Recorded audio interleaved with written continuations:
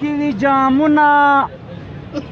چې زما خونه تاله وي ستا په لاس کې وي جامونه چې زما بدن خولې وي ته کوې خپل عشرتونه زه د آرت په سرو غرمو کې ته کوې ساړه سیلونه زه له غړ نهر ګرځېږم ته کوې خوږه خوبونه دا به څنګه سمون وخوري چې زه ژاړم او ته خاندې او دا به څنګه درته معاف کم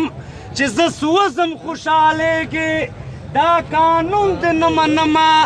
دې قانون نه بغاوت دی دې کې ژوند په مصیبت دی بغاوت دی بغاوت دی بغاوت دی ملګریې نن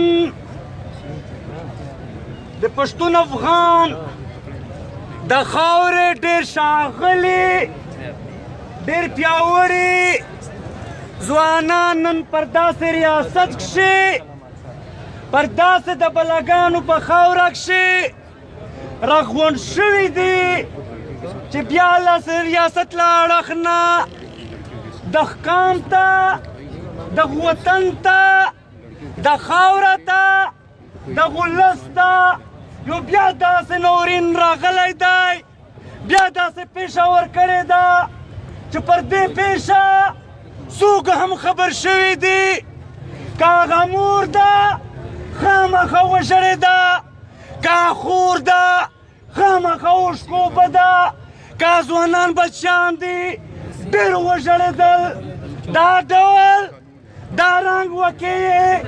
زموږ په وطن کښې دغو پنجابیانو دغو ترمخیو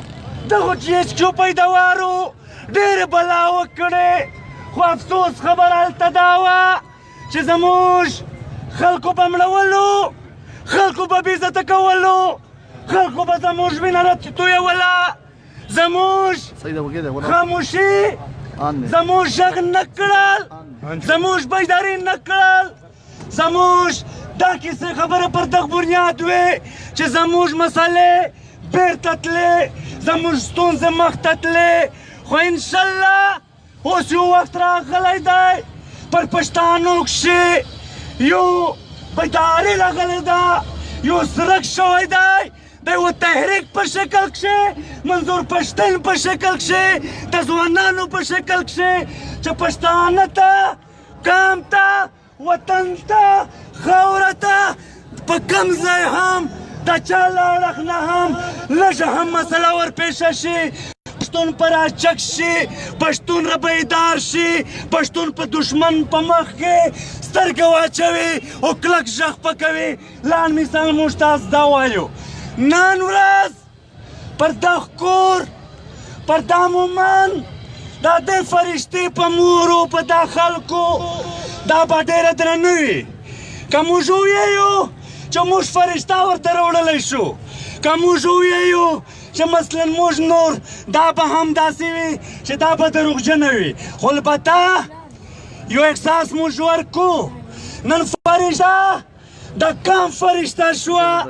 د مظلوم ولس فرشته شوه د نړۍ فرشته شوه د خلکو فرشته شوه انشاءالله که دا ډول بیداري وه انشاءالله موږ تاسو نور دا تورمخي دا شی نشي خوړلی خو یو شی پکښې وي یو کیسه به پکښې وي زموږ تاسو تر مابین چې کوم اتفاق شوی دی په کار دی چې دا موږ نور هم پراخ کو موږ نور هم یوسو موږ خپله خبره نور ته مخته بوځو انشاءالله د هغې د لارې زموږ تاسو سر ژغورنه ده هغې د لارې د دښمن ماتې ده هغې د لارې کام یو کول دي انشاءالله کام یو شه دښمن به خامخا ماته خوري ملګرو داسې وخت و چې دغو خلکو زموږ وینې داسې توی کړې چې چا دا سوچ هم نشو کولی چې داسې وخت به راځي چې پښتانه به رایږي داسې وخت به راځي چې پښتون به د خپل د وینې پوښتنه کوي داسې مرګونه راکړل چې داسې مرګونه په نړۍ کښې په جهان کښې خلق د ما چې کم مضره شیان دي د هغو هم نه کوي مطلب کم مضره شیان دي هغې دپاره هم تنظیمونه جوړوي هغې بچاو کوي څوک بې حسابه ونې نشي کټ کولی څوک ماران نشي مړولی څوک لړم نشي مړولی څوک ګیلۍ نشي وهلی خو دلته بدبختي زموږ دغه ده چې داسې موږ وینه توی شوه چې زموږ ویلې وبهېدې داسې کور نه دی پاتې شوی چې په هغې کښې کونډه نشته په هغې کښې یتیم نشته په هغې کښې خوار خلک نشته انشاءالله او دا خبرې بیا داسې هم وې که دا موږ ووایو داسې حادثه نه وه داسې اکسیډنټ نه و دا د یوې پالیسۍ دلان دی دا د یوې سټریټیجیک ډپ دلان دی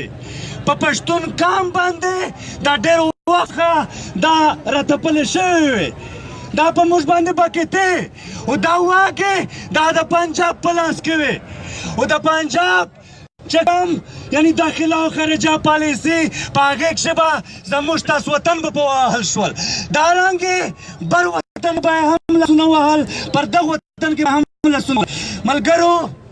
خلک ولاړ نور به هم خبرې کوي زه بیا هم په اخره کښې وایم اتفاق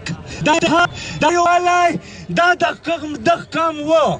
انشاءالله دشمن اوس دومره کمزوری شوی دی چې تاسو ولیدو په یوه ناستې باندې نن زموږ په اسلام آباد کښې ریاست وړنجوو دا څومره خلک راغلل خو د دې باوجود موږ یې راضي کولو خو موږ نه راضي کېدو انشاءالله اتفاق موږ دی پکار دی چې دا هغه شی برقرار وي مننه او دا زه امید هم لرم چې د خپل مابین چې کومې مسلې دي کومې کیسې دي دا به سره وړو دهشتګردي مرګ دا بېعزتي دا د دښتو مخې پنجاب سره دشمني دا زموږ تاسو شریکه ده دا شریکه اتفاق یا د دغه دشمن مخنیوی شریک خو به سره کوو که نه د غونډو وعده ده غونډ به کوئ ډېره مننه کور مو ودان په عزت اوسئ ډېره مننه زه اوس عبدالله ننګیال ته خواست کوم چې هغه راشي او تاسو سره یو څو خبرو کې